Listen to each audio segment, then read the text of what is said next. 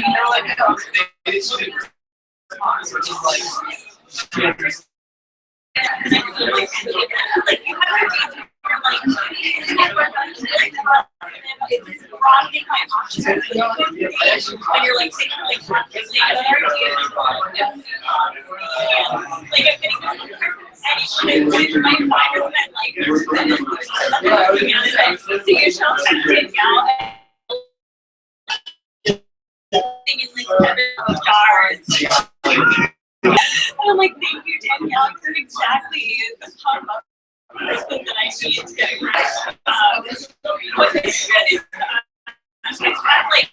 nothing like exactly, yeah, like luckily I haven't had like a bit of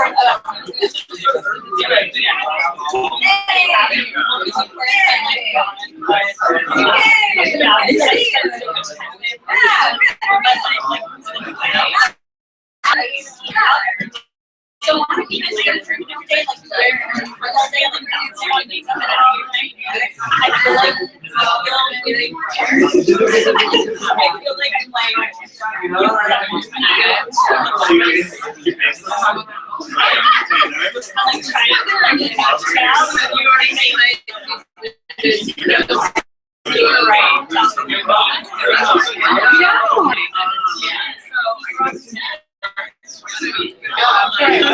I didn't even write anything else, so I'm just gonna be down. Well, I literally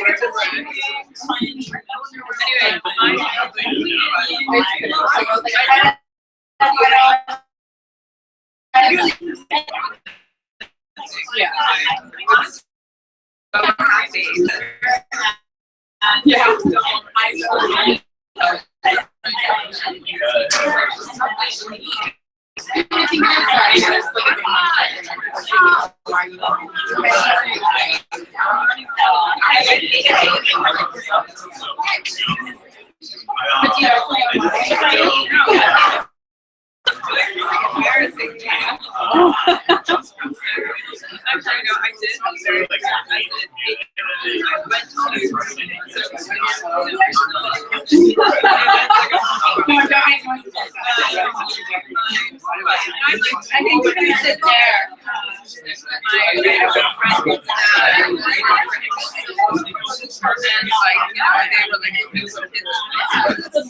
So we all went in.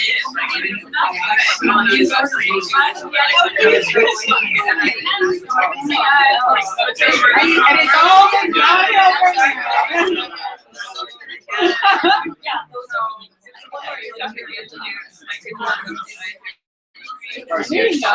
No, it's not.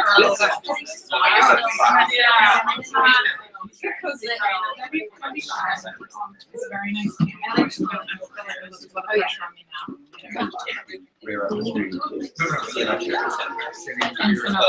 I know, and like I got Oh, yeah. Can someone get the light? Lucy? Oh, other way. Right here. Sorry.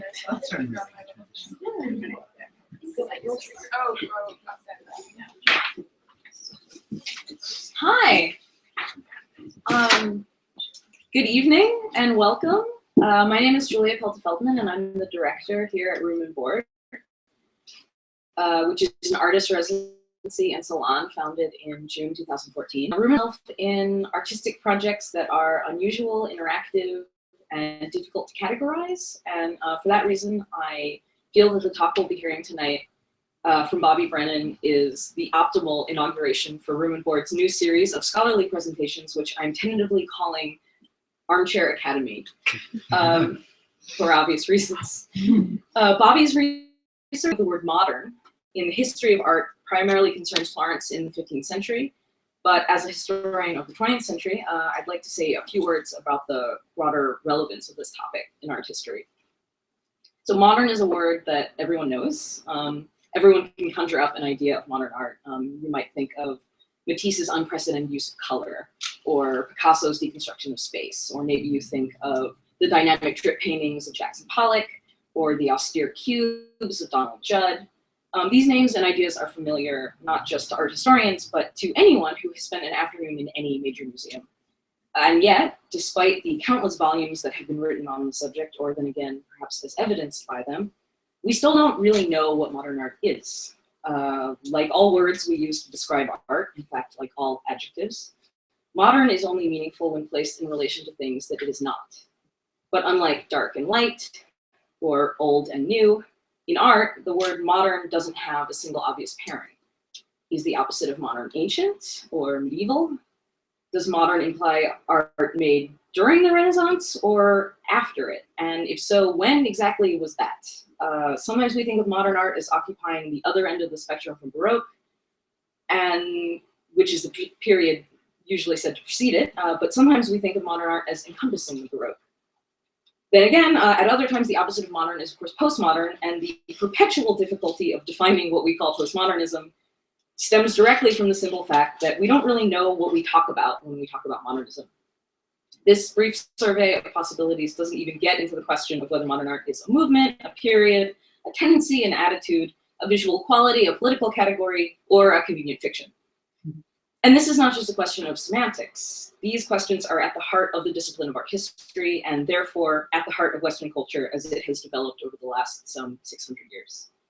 So for this reason, the question of terminology, what we mean when we say what we say, and Bobby's research makes plain that it is not only the word, but also the concept modern that was born around 1400. And so it is a real pleasure for me to introduce Bobby as the first scholar in residence here at Room and Board. Bobby is a PhD candidate at New York University's Institute of Fine Arts, studying the Italian Renaissance. He's currently finishing a dissertation on the research that he'll present today, while also pursuing a second project on the emergence of the art exhibition as an institutionalized mode of display in the wake of the Reformation. So following Bobby's presentation, we will hear from our two respondents, Nikki Georgopulos and Anna Majeski, who dialogue with the broader concerns and history of art. And following that, of course, we'll take questions from the audience before continuing the conversation more informally. But first, please join me in welcoming Bobby Brennan.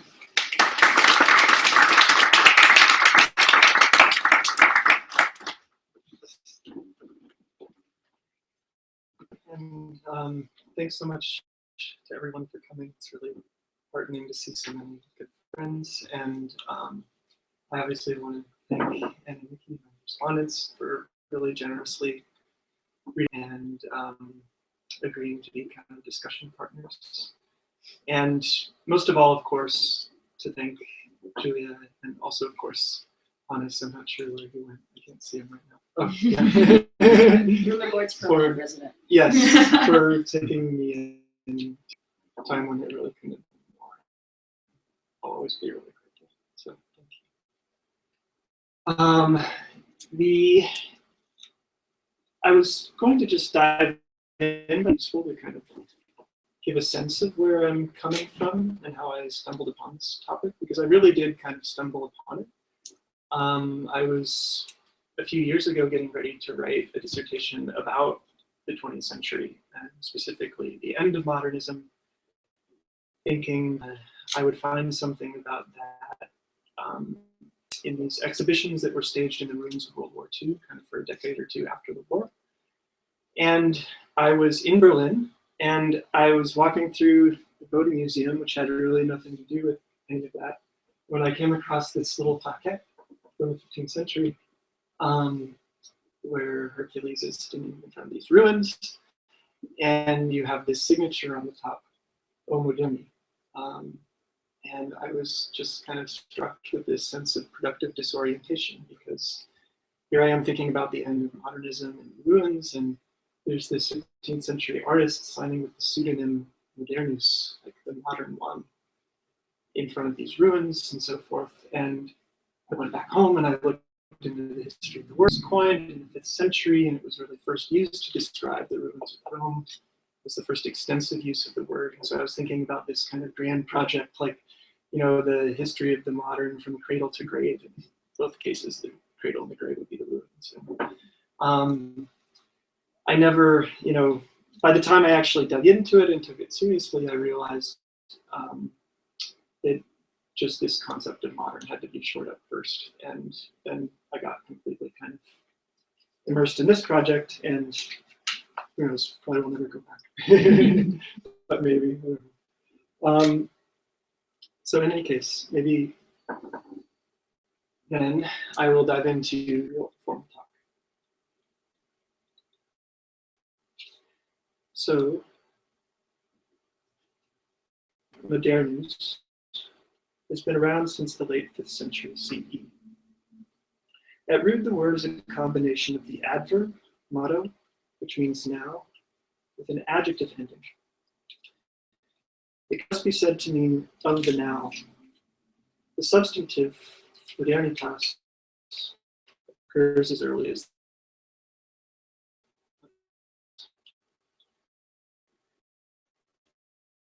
throughout for shorts for hospitals of less, but sometimes the to a moment is fixed there for many decades and centuries to come. The now to which it refers fails to pass into a then. In art history, a prime example of this can be found in the Italian Renaissance.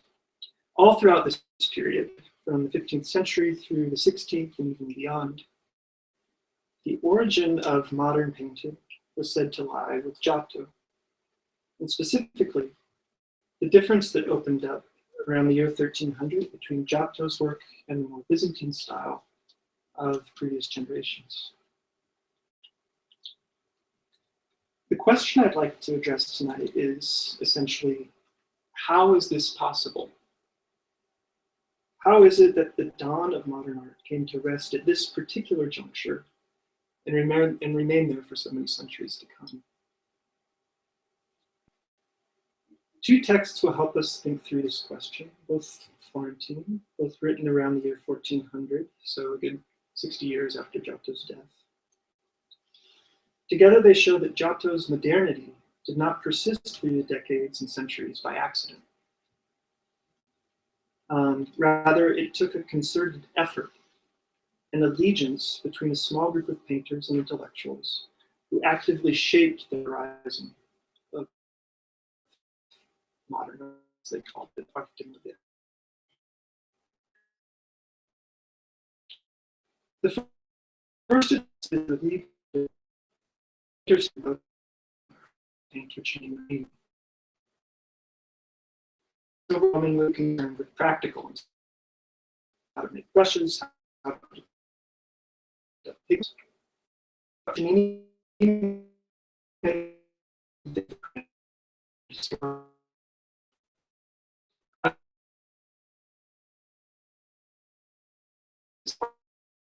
Today, was christened under John, was his follower before.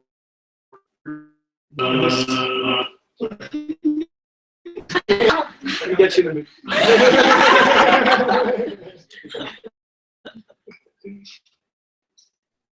for 24 years. So it changed the art.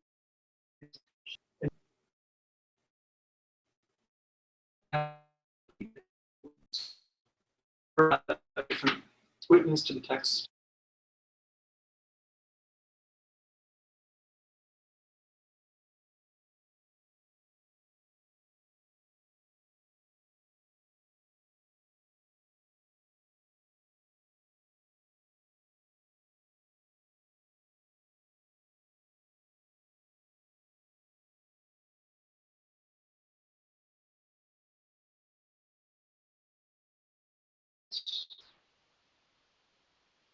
I want the possibility that he was talking about specific. He didn't say Giotto made painting more realistic or more thoughtfully composed or any number of things we could truthfully say about Giotto. He chose this word modern. Why?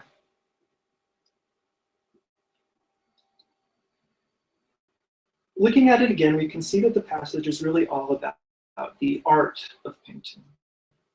It's the changed, the art that passed down through the generations, of course, that the book promises to pass on to its readers. By this word art. I wasn't talking about art in the sense that we think of art today. The distinctively aesthetic category didn't refer specifically to painting or sculpture. Carpentry was an art. Grammar was an art. Poetry was an art. Arithmetic was an art. And so on. As throughout the Middle Ages, virtually every discipline or profession could be considered an art. If you asked people at the time what an art was, for example, if you asked, what is the art of grammar? They would have known exactly where to go for an answer. The art of grammar, like all the liberal arts, was taught in school from a handbook, a textbook of sorts, in which you'd find all that was necessary to master the art. Were often added to these books that gave an extremely precise, rigorous definition of the art's nature. Such a prologue typically series of questions, such as this example.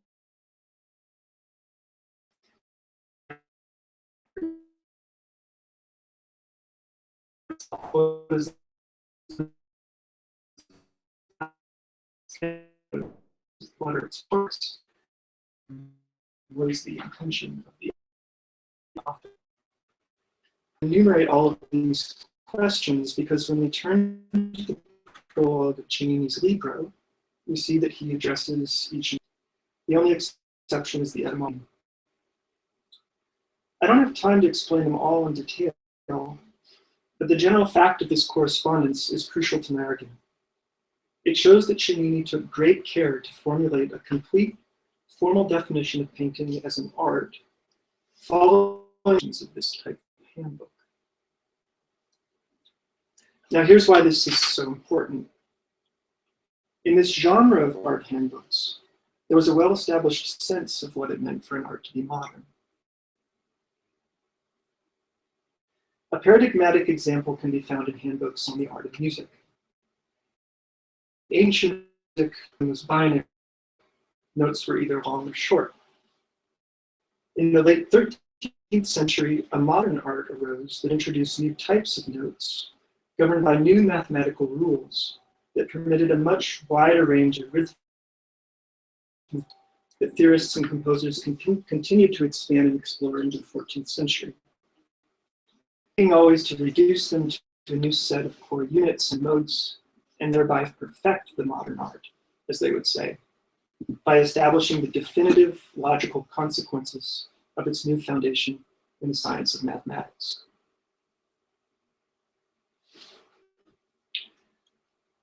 We could look at many more examples, both from music and other arts, but in order not to keep us here all night, I'm just going to state the conclusion I've reached, having looked at a wide variety of these handbooks. In such texts, the difference between an ancient and modern art always boils down to a common principle. Making an art modern meant setting it on a new foundation in science and rationalizing its procedures accordingly. So here's my hypothesis. It's clear that Cennini followed the conventions of this genre to define painting as an art.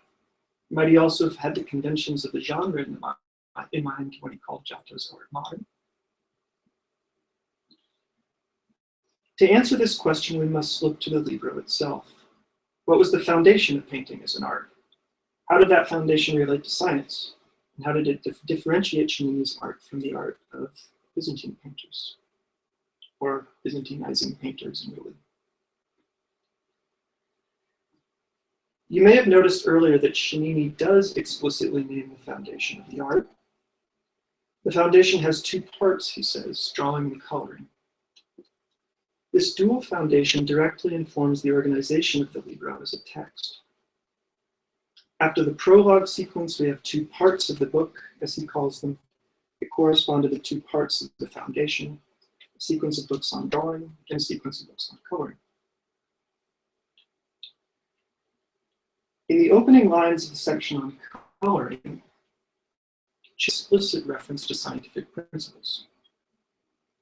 There are 7 natural colors, he says, in a passage that has always been recognized as referring to the Aristotelian color spectrum, which looks like this. For Aristotle, white and black are colors, the extremes of the spectrum, unlike the Newtonian system in which hue and value are distinguished. Black and white are not colors for us, but they were very important colors for Aristotle. The remaining 5 colors are considered intermediaries of these extremes, arranged sequentially according to their relative brightness or darkness. What we would fall on the side of white, cool ones on the side of black. Thought to weaken when seen at a distance, colors were said to appear further from the eye, the left closer. Of course,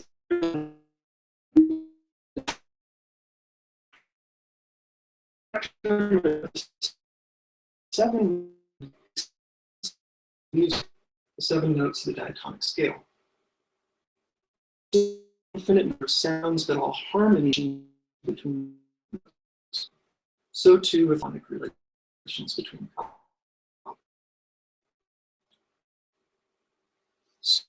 So we've seen makes spectrum on the actual practice of the art. This, I think, is a section on drawing, which culminates in a technique that we call drawing on color. Although explicitly classified as a type of drawing, Cennini calls this method, quote, gateway of coloring, suggesting that it bridges the 2 parts. He also calls it, quote, the whole of your learning, as if this one method contained the whole art in microcosm. And indeed it does. For what one has when drawing on colored paper is a spectrum of sorts. An evolution of the Aristotelian spectrum, reduced from 7 tones down to 3.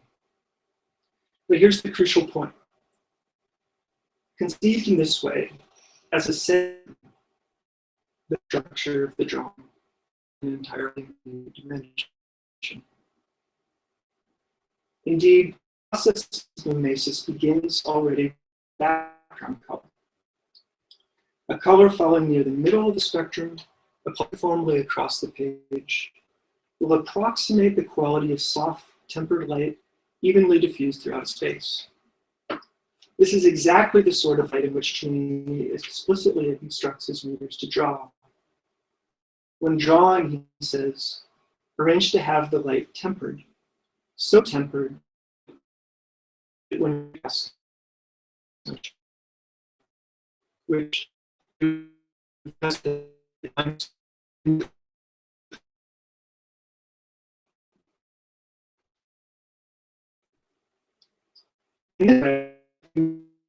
paper is perfectly calibrated to the behavior of the spot. Light. The object will quickness to the light, and also equal in value to the tone of the color. task is then simple do the object.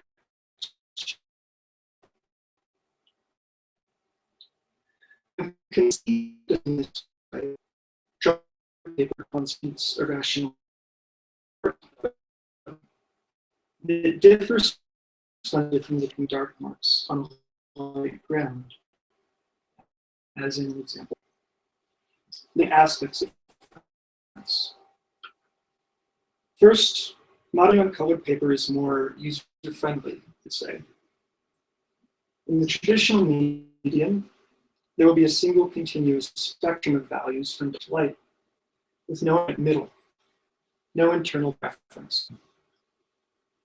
In drawing on colored by contrast, both the middle and the extremes are always already fixed and given, built into the medium itself.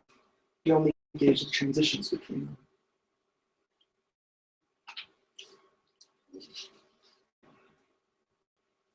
Drawing on colored paper can be said to imitate nature more closely in its manner of operation, which is always what we mean when they say art imitates nature.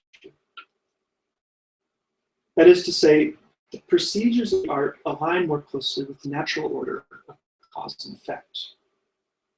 Highlights and shadows are effects caused by the interaction of light with the shape of the object. When drawing on colored paper, one begins by establishing the light, the primary cause, then establishing the shape of the object, the secondary cause.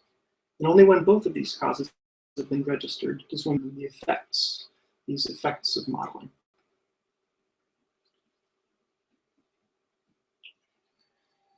So at this point now, we have a sense of the art's foundation, science, and to the rationale of the art's procedures. How all of this differentiated Giannini's art from Byzantine.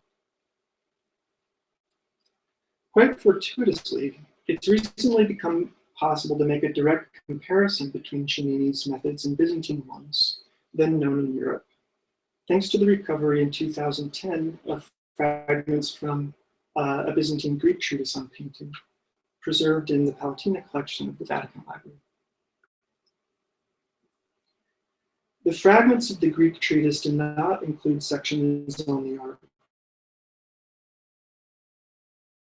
Last instructions for painting. On the whole, there are several overarching similarities.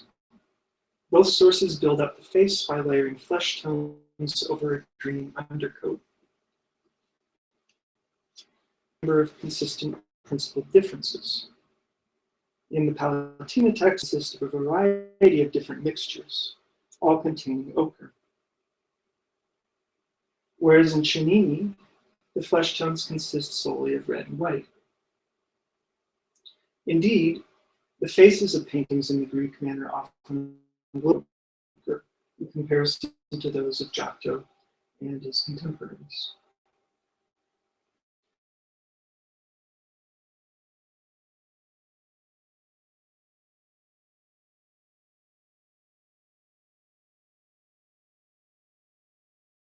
For example, one color for the near, for the far side, all regions of the face receive this treatment. Varying support to an extent works, and it's quite as consistent, but the type of thing that it corresponds to is the way Byzantine generation or two before, the right side of the face, warm hues, and the left side of the nose, and cool, and that sort of thing. That's what the Palatina treatise is talking about. In Giannini, then, the colors of the face constitute a coherent spectrum, moving from green and dark grays in the deepest shadows through a series of pinks that ascend toward white highlights. This implicit spectrum aligns seamlessly to the shadows in the highest reliefs. The painter proceeds in a controlled, incremental manner from dark to light, cool to warm, far to near.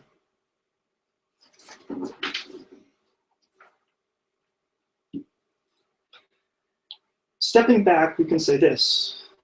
The broader between the two sources indicate that Cennini's methods derive from Greek ones on some level.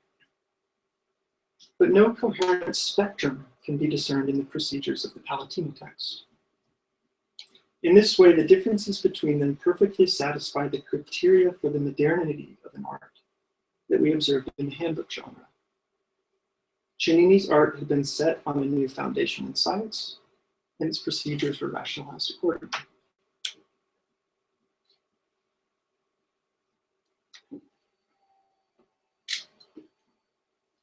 I now want to shift gears and move on to our second source, a novella written by the Florentine poet and musician Franco Sacchetti in the 1390s. Cennini has given us a subtle, sophisticated sense of what it could mean for painting to be a modern art, one that ultimately rests on the intricate conceptual apparatus developed by professional intellectuals. Sacchetti writes it roughly in a very different mode, a fictional conversation between painters, and it's here we get something more like shop talk.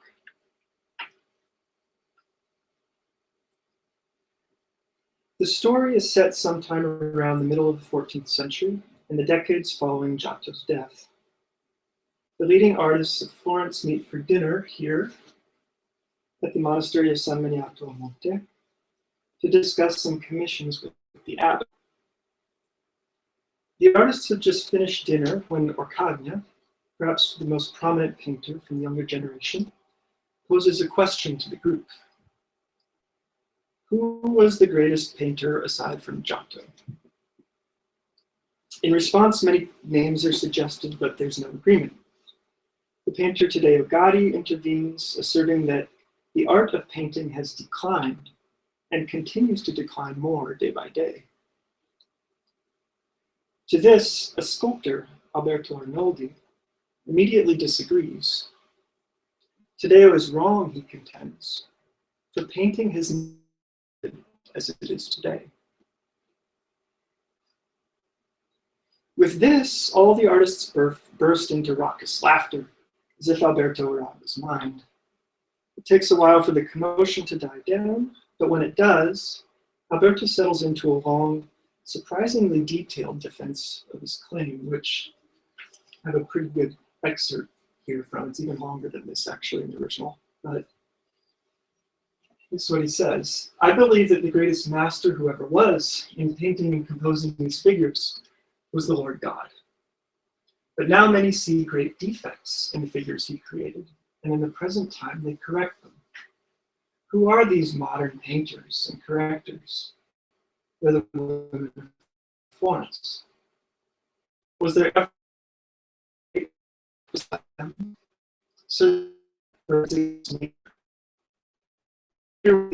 yellow colors, they make it like a rose.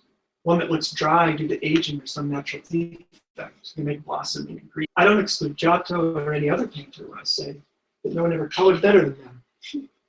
But here's an even greater thing. A face will be badly proportioned and have big eyes. At once it looks like a falcon. They'll have a crooked nose, at once they make it straight. They'll have the jaws of an ass, at once they set in order. They'll have big shoulders, at once they flatten them out. One will be higher than the other, and they should stuff it up with so much cotton that it looks proportionate with the right form.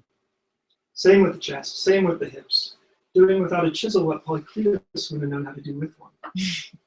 Cutting all this short, I'll say it once and say it again. The women of Florence are the greatest masters of painting there have ever been, because, as one clearly sees, they restore things where nature is deficient. To fill in the reference, Polycletus is a great sculptor of Greek antiquity.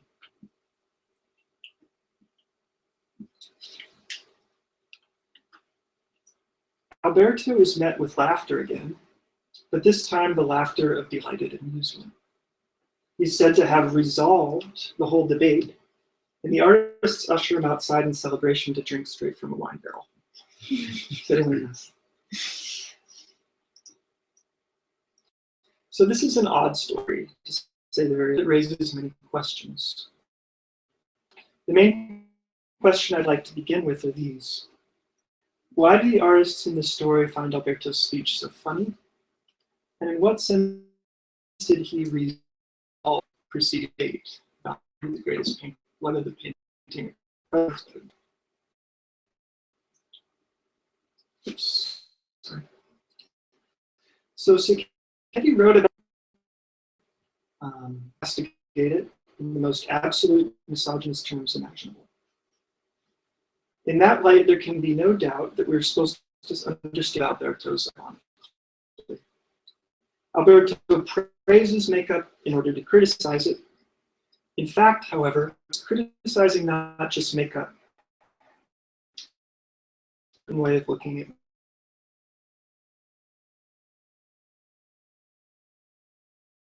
from a single basic trope introduced in the opening lines. Nature is like a painting by God. Putting on makeup is like painting over God's work. Now, at the time, in the 14th century, this trope was actually quite well known.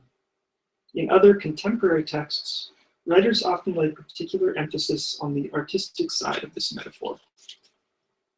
By painting over God's work, they say, the women who use cosmetics are like ambitious young painters who repaint the work of old masters, thinking mistakenly that they can improve them. And as a matter of fact, modern painters often did paint over old pictures in this period. Among the most famous examples is the Madonna del Bordone, a work of the Greek manner made in the repainted 50 years later by a modern post-Giotesque painter, a follower of Duccio. So this is the X-radiograph telling you what's under this face. And then these are just examples of this is a painting that responds immediately to the influence of this painting. So you can imagine the transition looking something like this if you can't make out the X-radiograph so well.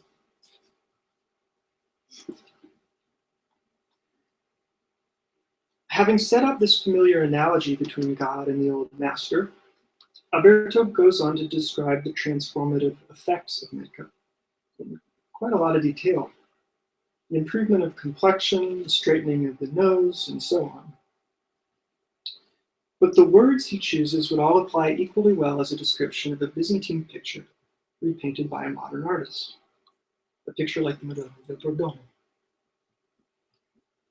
Take, for example, the very first statement. He says, a figure will be pale and yellow with artificial colors that make it like a rose. This is precisely the difference we've already observed between Cennini and the Palatine treatise. The predominance of ochre flesh tones versus the restriction of the flesh tones to pink. It also corresponds to the difference between the white and rose-like skin that was painted over the old yellow face of the Madonna del Bordone, as can be confirmed on comparison with faces of the angels in the corner of the picture, which we're not repainting. The same sort of argument can be made for everything Alberto says in this passage. The eyes of the faces in Giotto's era become proportionately smaller and sleeker, the nose gets straightened out, but the jawline recedes more subtly and gracefully, and so on. Judging by the phrasing of Alberto's praises, then, it sounds as if the women of Florence superseded by beating them at their own game. What we have then between Cennini and Sacchetti are two ways of looking at the phenomenon. Cennini did from Greek to modern. In terms of its the structural transition of the art as such. Meanwhile, Sacchetti describes that transition in terms of its visible effects. On this level, it looked like modern painters gave Byzantine figures a makeover. Oops, sorry, I went too far forward there. And indeed, there's a good deal of truth to Alberto's view. Byzantine influenced pictures present the Virgin as a chaste lady. Giotto, in what may be one of his first extant works,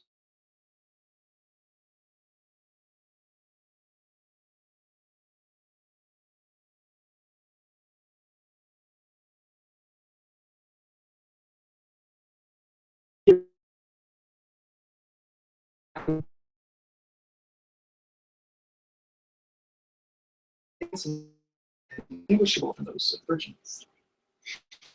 You said it. On one level, then, modernization really did mean beautification, or at least go hand in hand with it. But where does that process end? What's to stop someone looking at the figures in a more beautiful than Giotto's?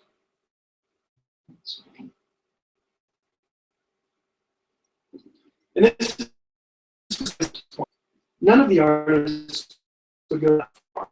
And indeed, within the story, this is the art of the whole discussion. He laughs hysterically at the mere suggestion of ranking nature over Giotto. Sure, if the beauty of the figure is your crux, you could certainly prefer more recent painters to Giotto. But at that point, you'd be completely neglecting the true criteria of the art. You might as well be talking about cosmetics. And so we come to see the sense in which Alberto resolved the whole debate. Giotto established the new terms of the art. All the other changes that painting has undergone are merely cosmetic in comparison in a kind of metaphorical sense. A couple decades after this little fictional story was set, and a couple of decades before Sacchetti wrote it, Petrarch made a revealing statement about a painting by Giotto.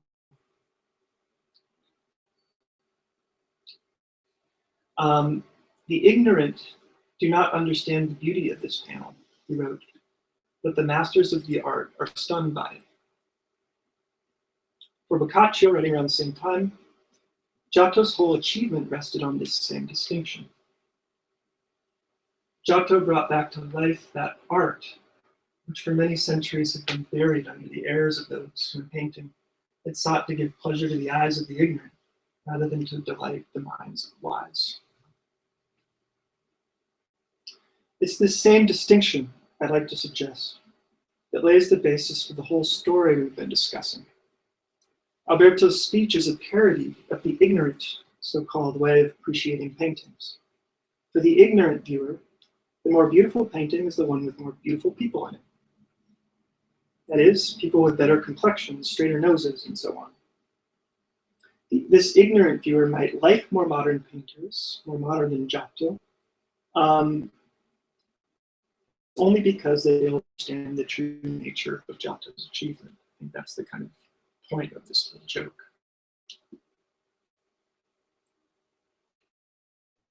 Sacchetti gives no alternative, no explicit indication to look at Giotto. But I think we can glean a hint of that by looking at the sort of work that he and his friends were comparing their own arts, the arts of music and poetry, who practice both. Among them, there's no more prominent or paradigmatic example than a song by one of his immediate friends and collaborators, Francesco Landini, who was also, intriguingly, actually the son of one of Giotto's students, and very well might have become a painter except for the fact that he was born blind, so became a musician instead. I think the lyrics of this song pretty much speak for themselves. We have a listen to it, and and as we listen to it, read through the lyrics because they're the most important.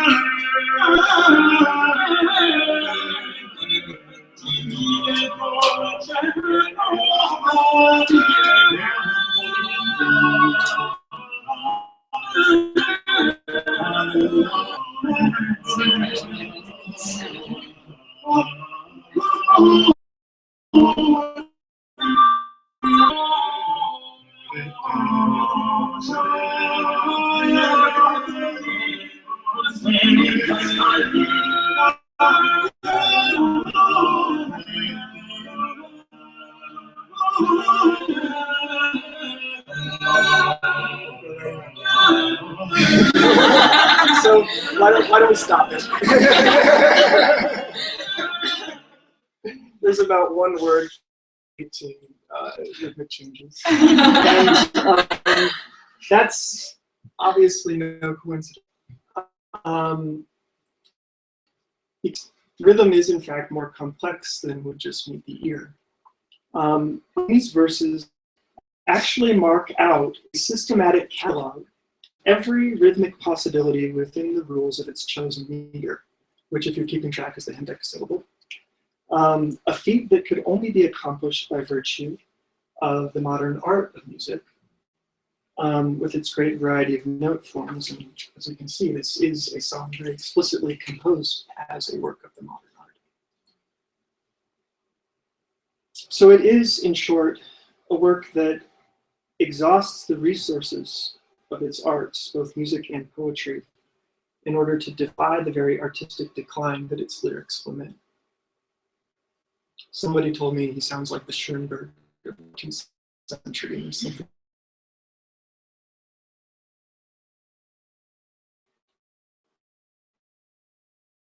Finds in the late works of Giotto himself.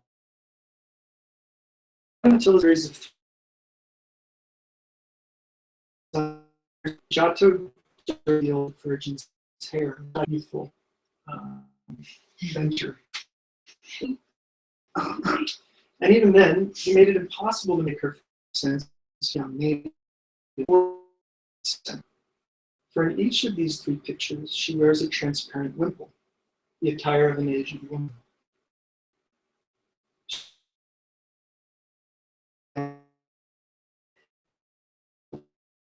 The marks her off beyond age and time.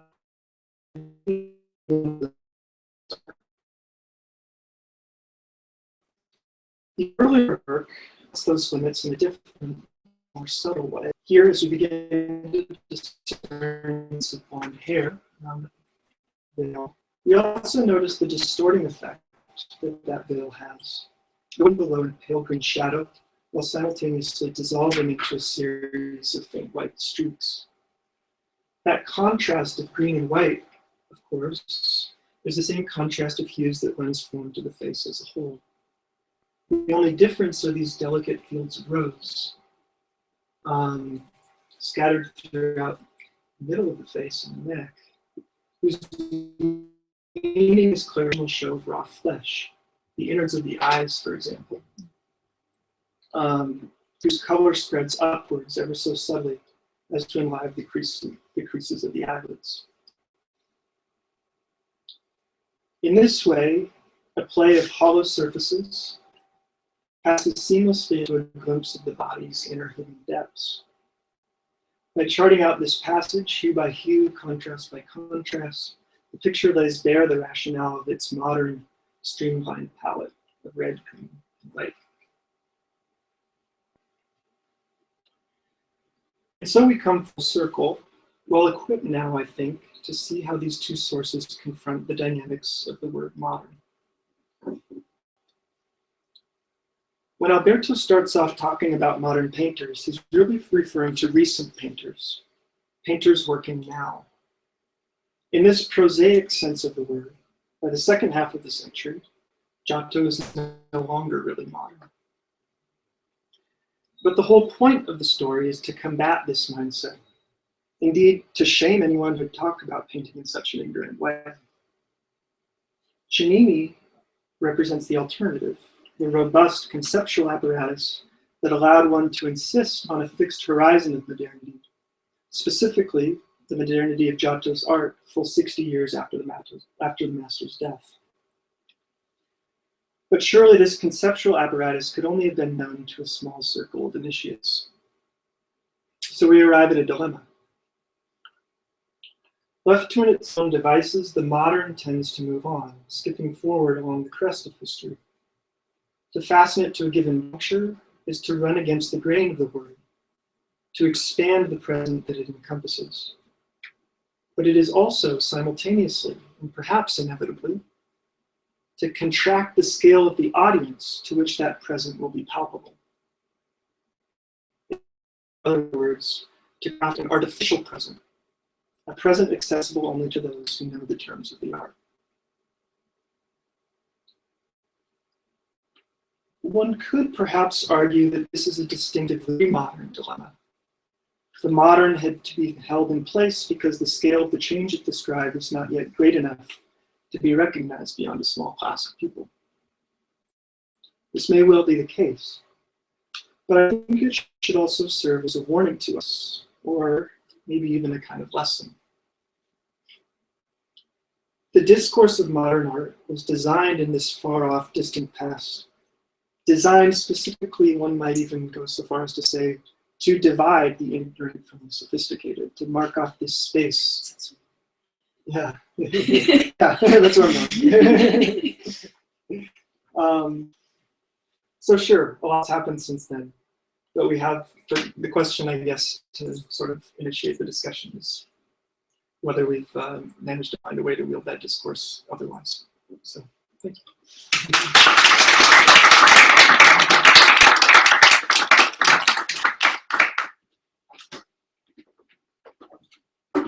Thanks, Bobby. That was great.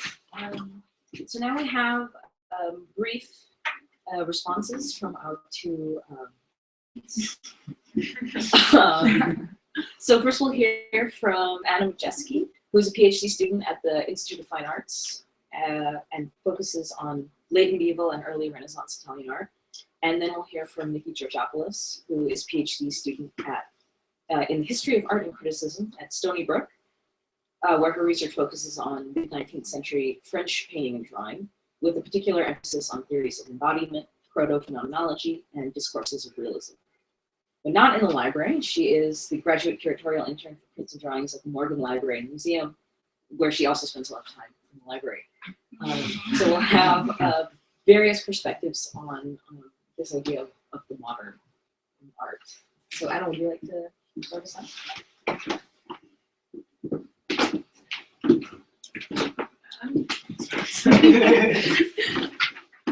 Sorry, I wrote mine out because if I try to do it off the cuff, I'll just baffle. So, do you need your images? Are they on there? Yes, I do. Thank you.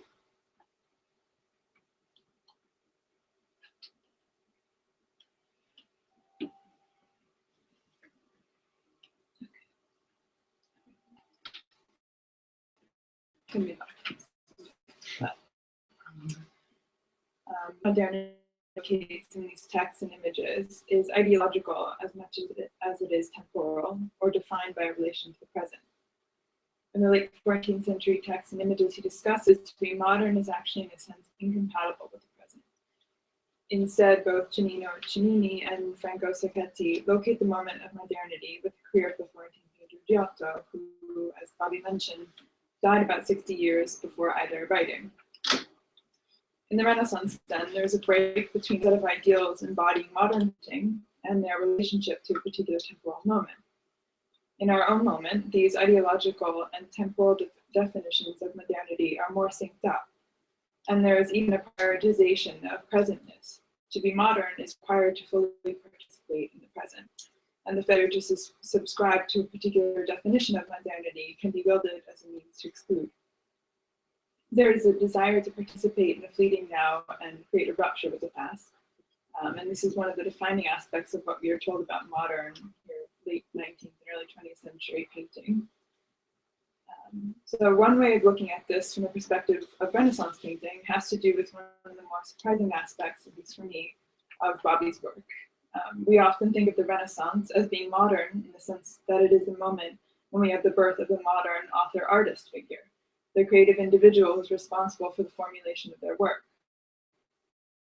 But Cennini and Sacchetti propose modern cues to an authority of the albeit recent past.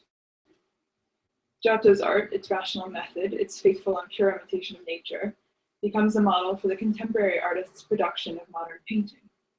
This is closely related to a different idea of authorization for works that and the ones still widely authorable for us.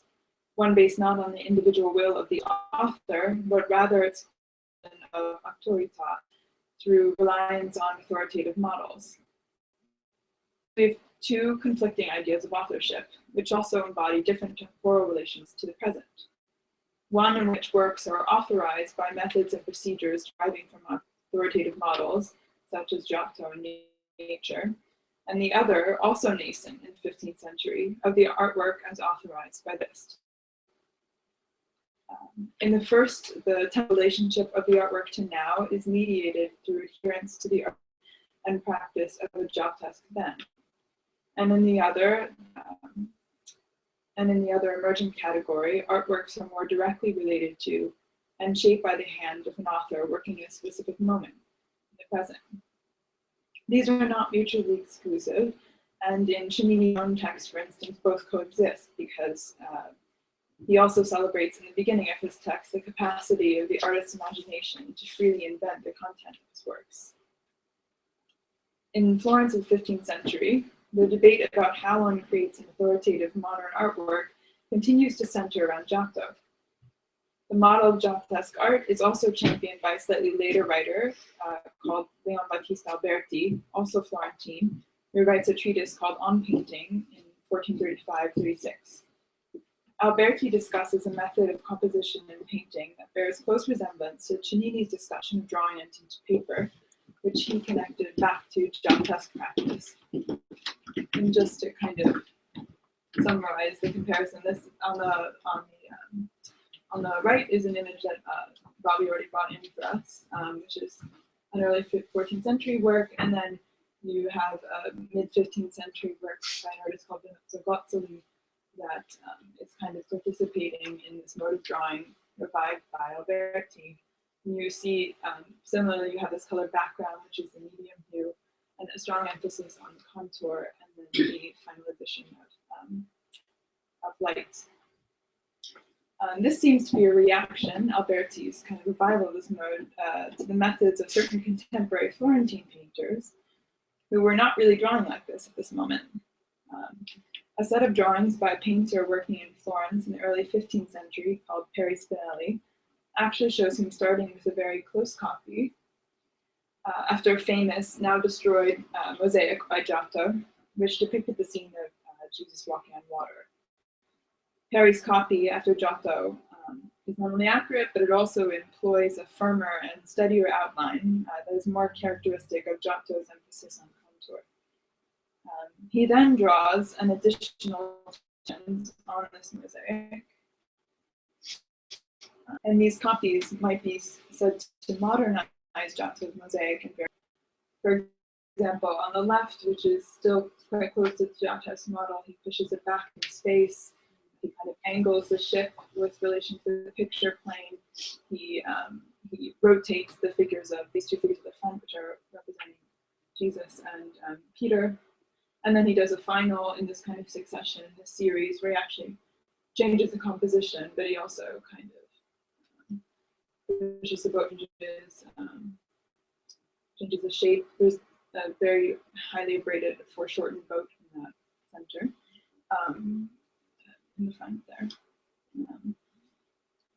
Okay, so, and they also use an increasingly frenetic style of penwork. These additions essentially amount to a transformation of Giotto's work into one in Peri's own style. I tend to think that Alberti, like the painters in Sacchetti's tale, would not have approved of these modernizations. Alberti was keen on promoting a particular economy in decorous painting, one which would communicate straightforwardly to its viewers central truths rather than those fictions with the stylized interpolations of the artist himself and his work, like Peri's frenetic pen lines, and various surface ornament. So one way that I've laid out here of explaining temporal by defining modern painting in relation to Giotto's work is to look for intra-artistic reasons. But as Bobby points out at the end of his talk, the construction of modern painting by these authors was also an effort to shape the segment of society that could participate in that modernity. The reason for choosing the Giottoesque idiom as the idiom of modern painting cannot only to a particular moment in art's evolution. And I think that it's fair to say that Alberti viewed his modern model of painting as operating within, and also perhaps in various ways helping to produce, an equally decorous modern society. For Giotto as a character in art history, the emergence of this exclusionist trend in the 14th century continued down the line and informed in a different guise the narrative that some choose to write about later art. For example, in Clement Greenberg's essay, Modernist Painting, Giotto reemerges as the forefather of abstraction, intuitively sensing the pure order of the picture plane that 6 centuries later his successors would find. Towards the end of this essay, Greenberg turns to the state of criticism of modernist art. He says that most modern criticism belongs to journalism rather than art history. His point is that what he views as populist journalistic writing on modern art is not cognizant of the longer historical trajectory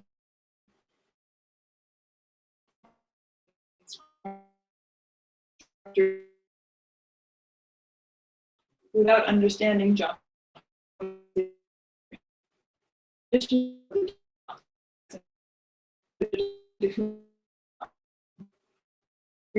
unites Giotto, again with the intent of modernism for select view. The idea that modern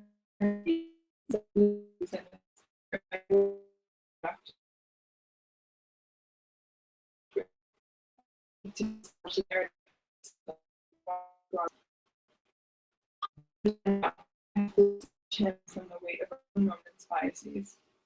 But this is an exploration of the ideal behind the Medici and Alberti, as they sought to construct their own period's exclusive vision of modernity.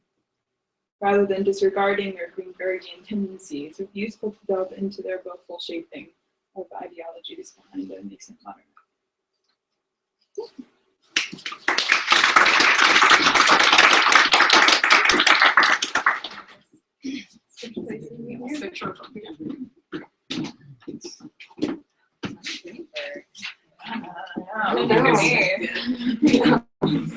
Taking it even beyond alto.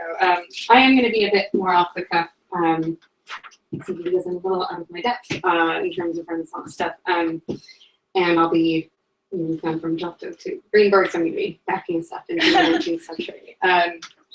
So I'm going to be talking a lot about the poet and critic Charles Baudelaire tonight, who I immediately thought of while reading Bobby's paper for various reasons that I'll enumerate, but what struck me most was the very ending. It was kind of one of those oh shit moments where I had to rethink everything, and I think in a hopefully productive way.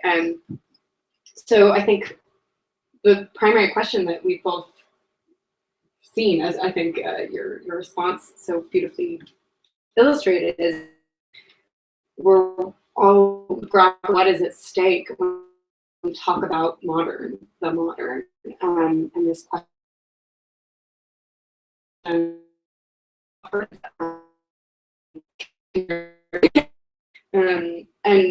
it also kind of tangential questions related to that are, where did modern art go wrong? How did we get here to this place where modernity is a sort of secret handshake or shibboleth, to be said? And was it always set up like this? Were we kind of set up to fail in this way? And what I'd like to talk about a little bit tonight is if we could ever conceive of a modernity that is otherwise, one that is maybe from the inside. So my modern art that I think of when I think of the word modern is stuff that I study, which is early to mid 19th century French painting, and inevitably, as I said, Baudelaire, who anyone who's taken an art history class or humanities class that touches on the 19th century has probably at least heard the title, Le Peintre de la Vie Moderne, the painter of modern life. And of course, Baudelaire was later, kind of crowned as the king of modern Paris, and Benjamin even calls him the writer of modern life. So I'd like to turn back not only to the painter of modern life, the 1863 essay that was published in 3 parts in a newspaper, which I thought was an interesting comment that you made about in terms of Greenberg's criticism. I hadn't even thought of that connection. But also to a few other of his essays that I would, in this case, is almost too easy and too obvious. but in many ways, in many ways, his use of the word modern is just as prosaic as many others in terms of referring to the here and now. And yet, and he even says, you know, every master has his modernity, looking back on the history of art, and that even that every modernity.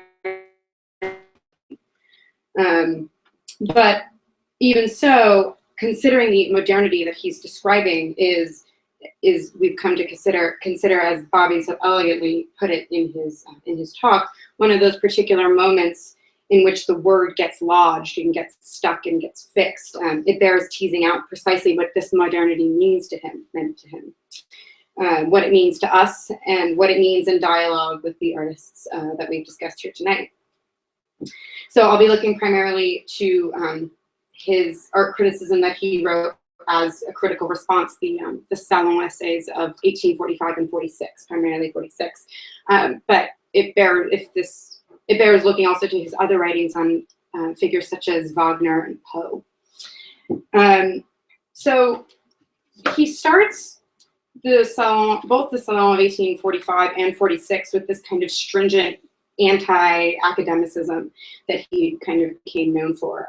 There's this great quote in the Wagner essay where he calls the people of the Academy these professional sphinx enigmas. So people who are confounding just for the sake of being. He was, yeah. And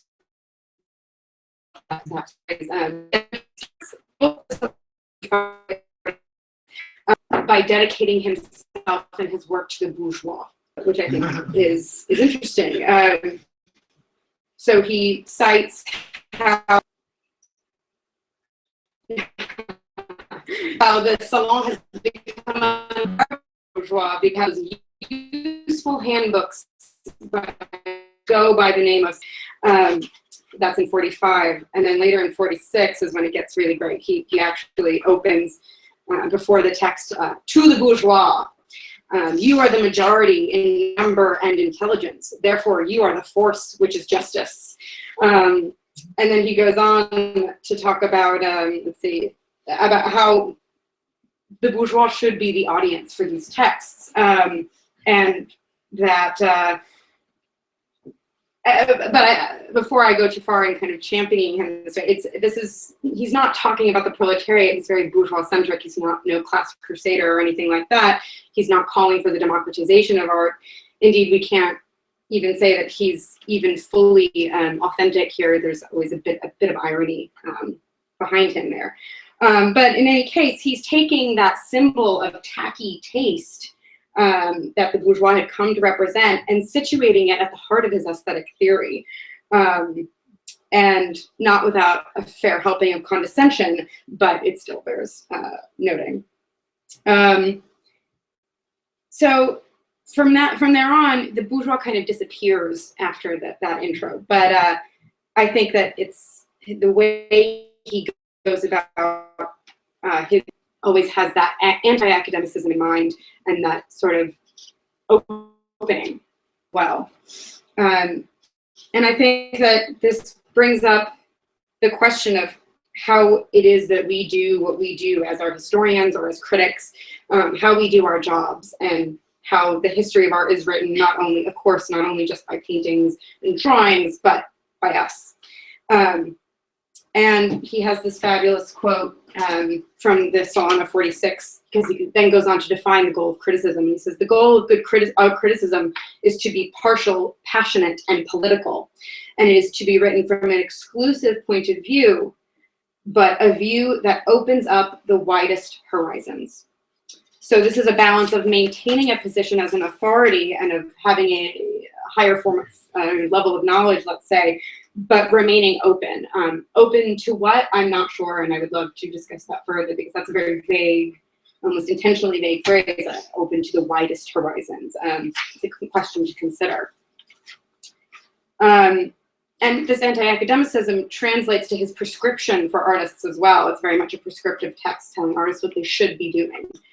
And he says that the most important quality that a successful modern artist could have is the quality of naivete. And he later defines naivete as the emphasis of temperament. Artists understand a complete knowledge of technique, but modestly surrender it to the leading role of temperament. And then I wonder how such a standard would affect that sort of exclusivity that we've been discussing and affect how we effectively write art history.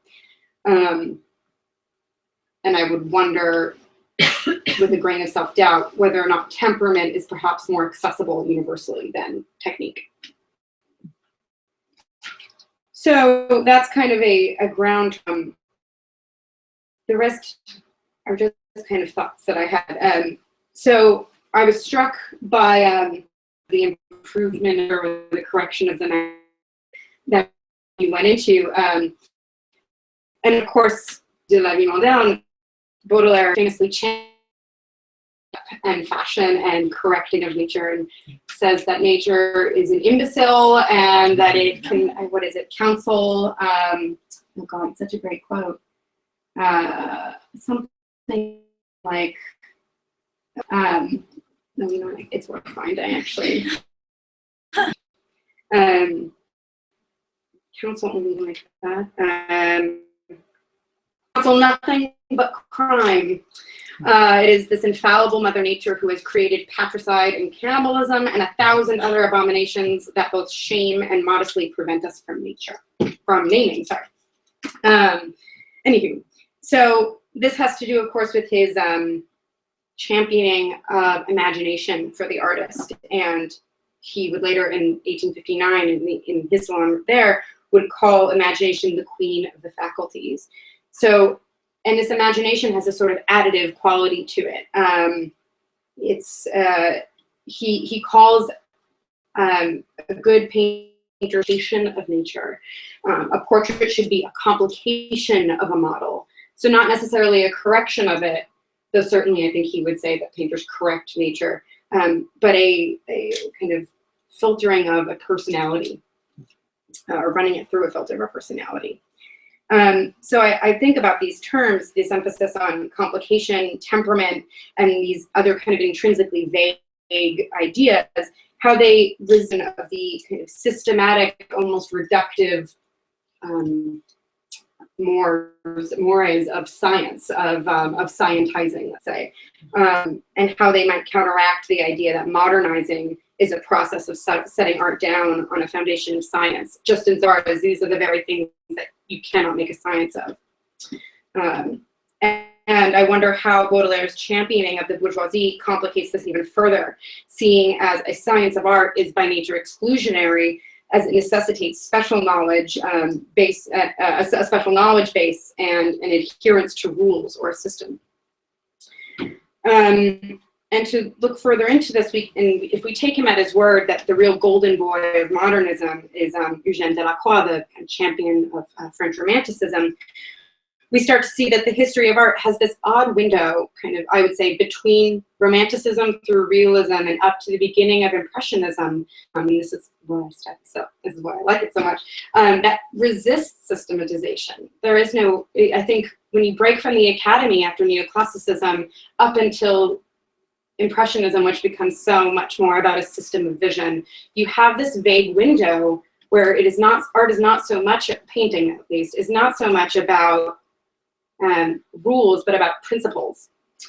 And of course, it's entirely reductive to put this bluntly. I'm just showing kind of my 19th century bias here. And of course, there are some notable qualifiers, but the modern art that kind of flows from this break afterward, Cubism, Futurism, abstract expressionism, minimalism even, is characterized by the kind of by the return of different systems of painting.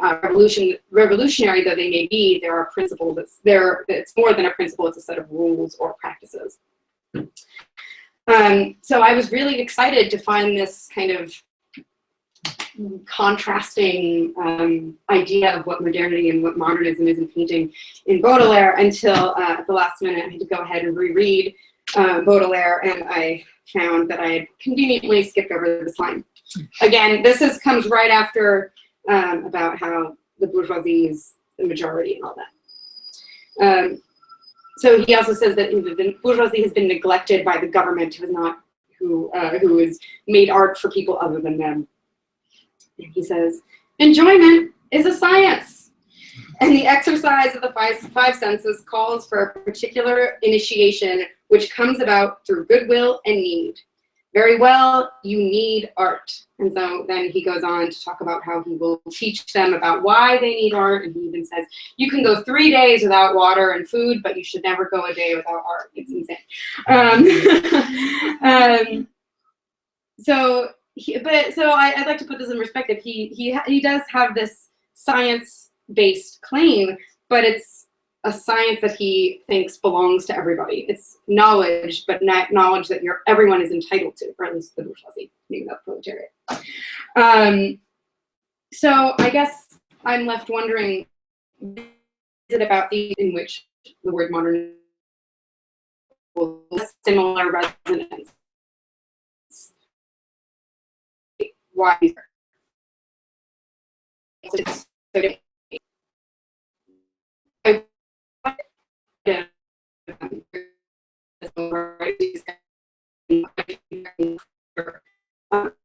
Was dead, in modern life. He's claiming he's writing in response to the Salon every year.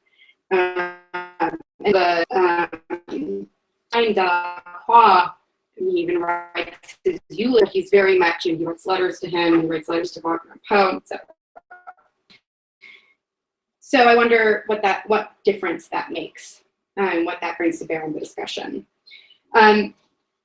Furthermore, just a couple quick thoughts. I wonder if we accept this idea that the modernization of art is setting it up on the foundation of science, how we might wield that and open the definition of science, especially in the light of early 20th century philosophy.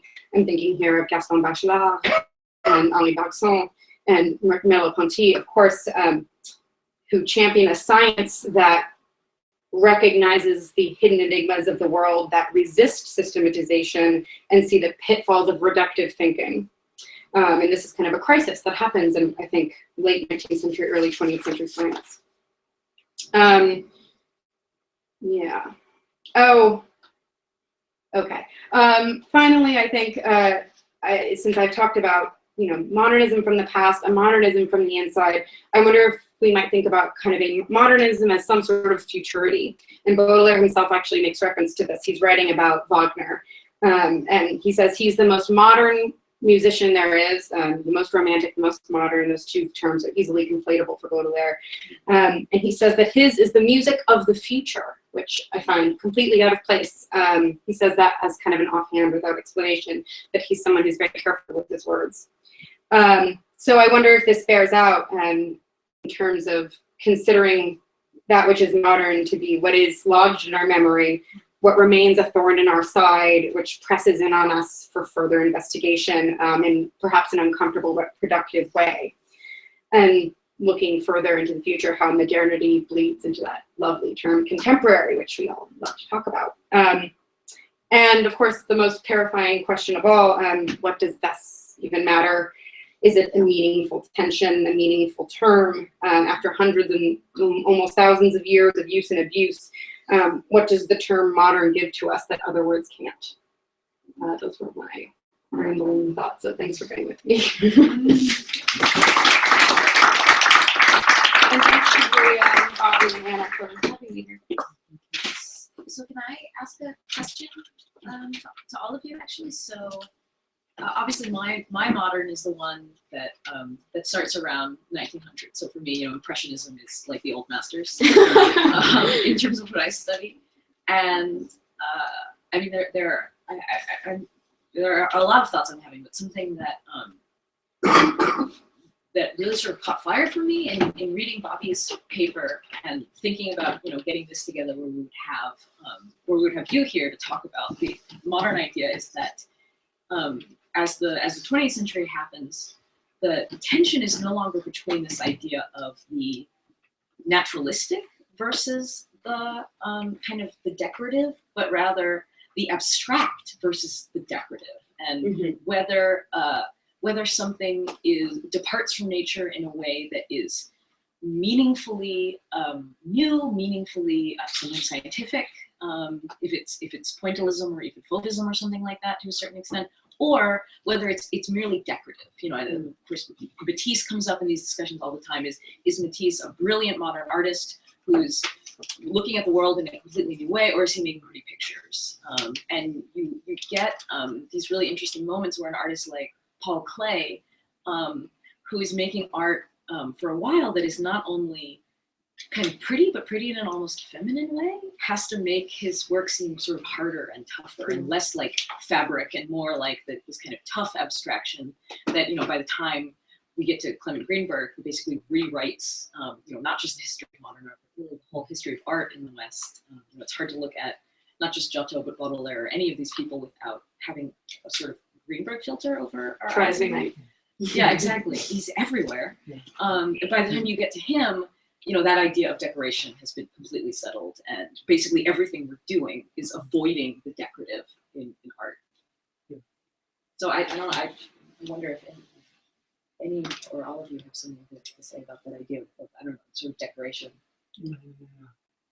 Well, I mean, a few things that were really registering. For one, which should be clarified, because I think it feeds into a lot of what's been said, is just the enduring association between these, you know, the ephemeral, the modern as the ephemeral, and the modern as the sort of like, you know, scientific, rooted in nature, and therefore somehow transcendent.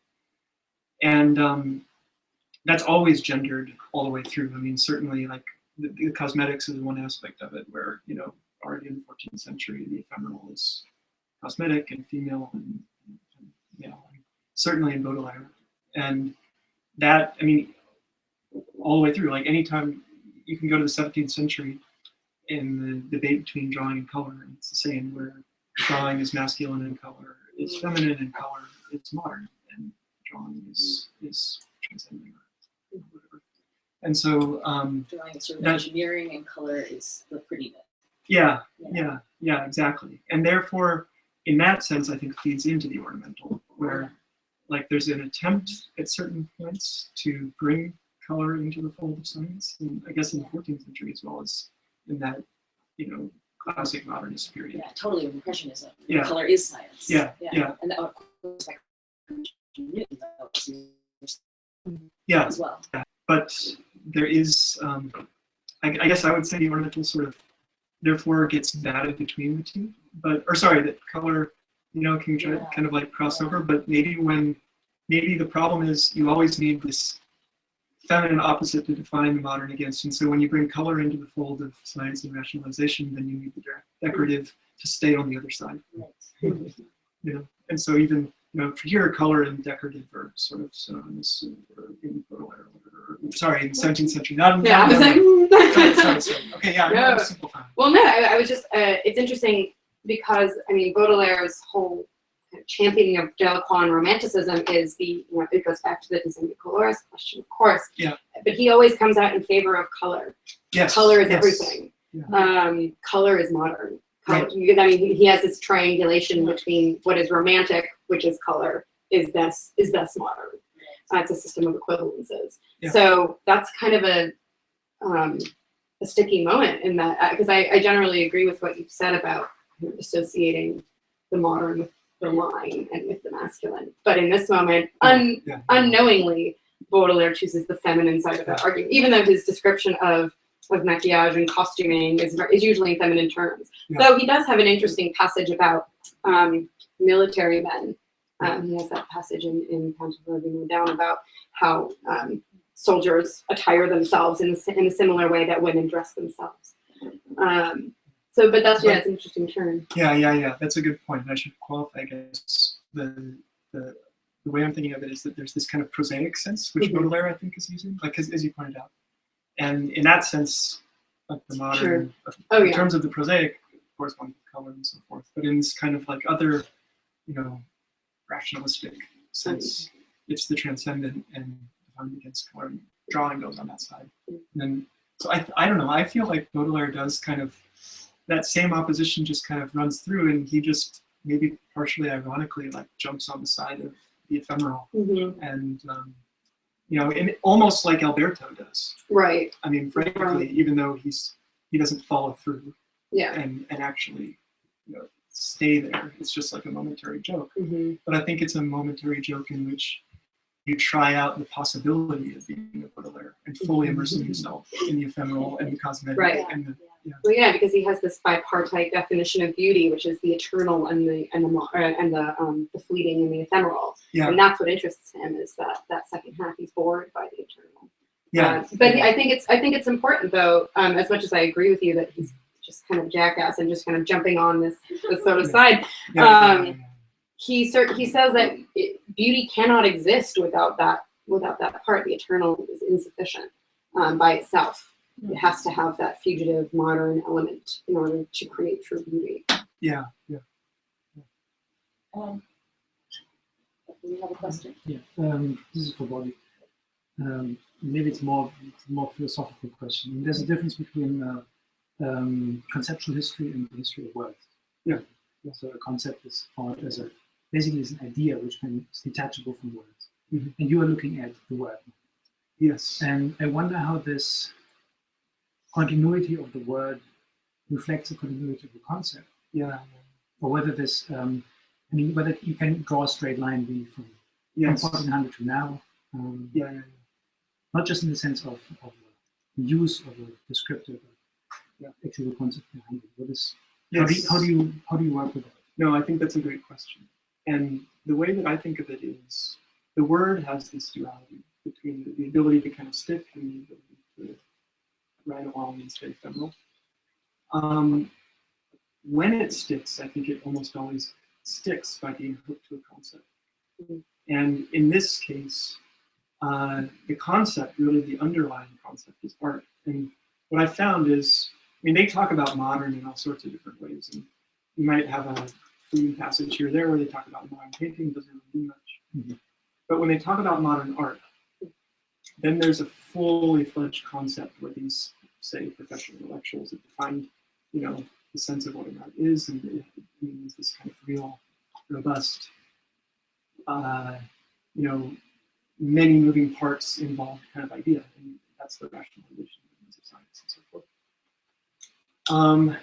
And I definitely sympathize with the sense that on the conceptual plane, there isn't a direct continuity at the level of concepts.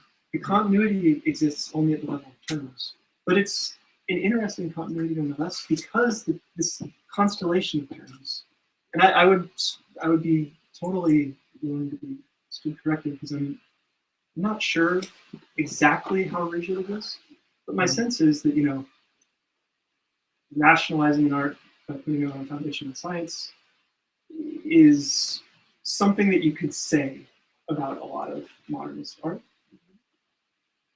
But every one of those terms has a different concept. I mean, it's a completely different, art is not art as it was in the 14th century.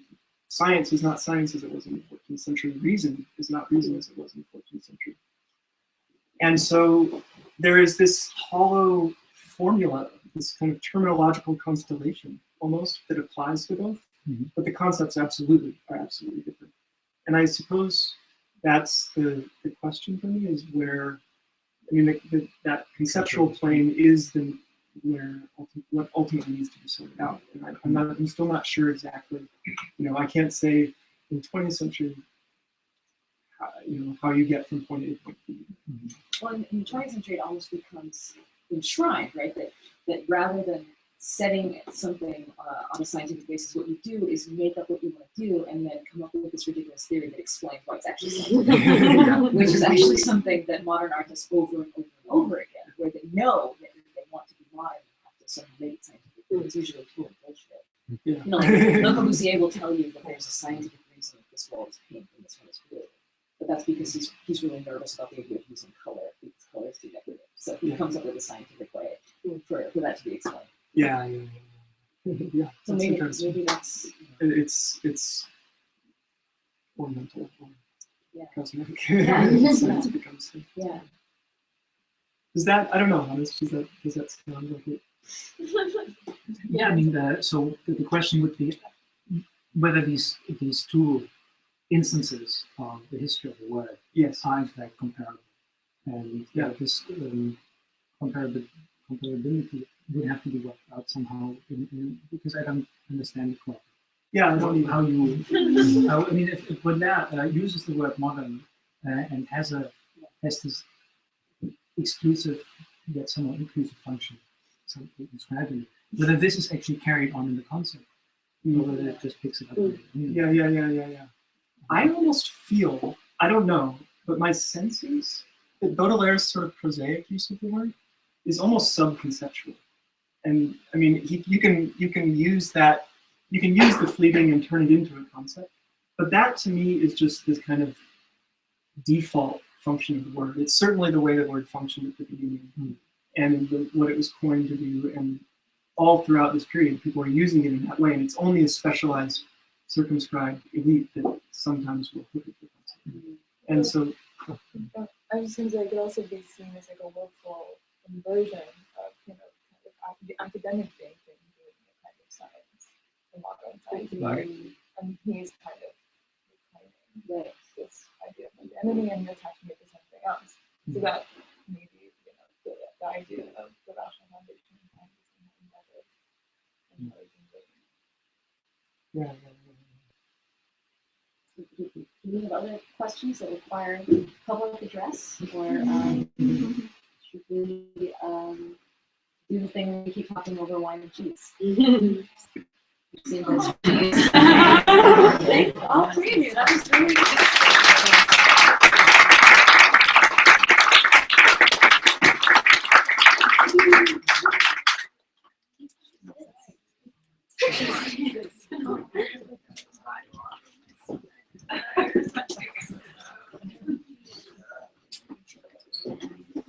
Thanks so much. Thank you. This is wonderful.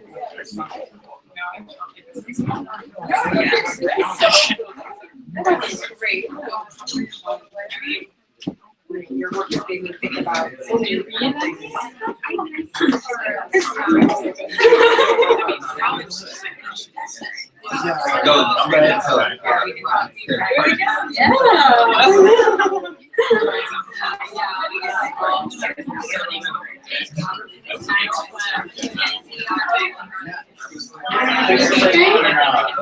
We'll discuss our work.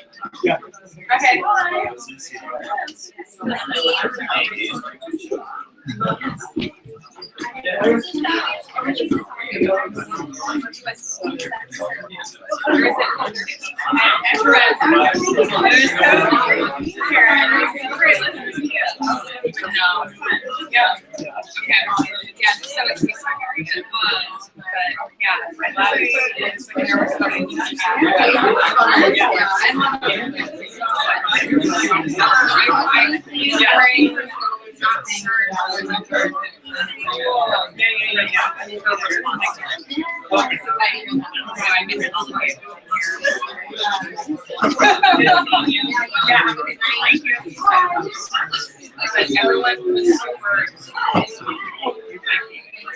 That's my review.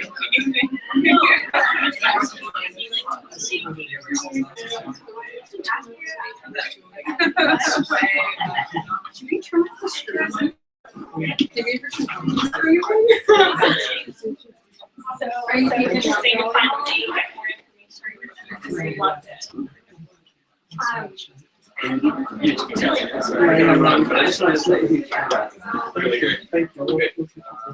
Have you talked to David at all? No. You had a special time.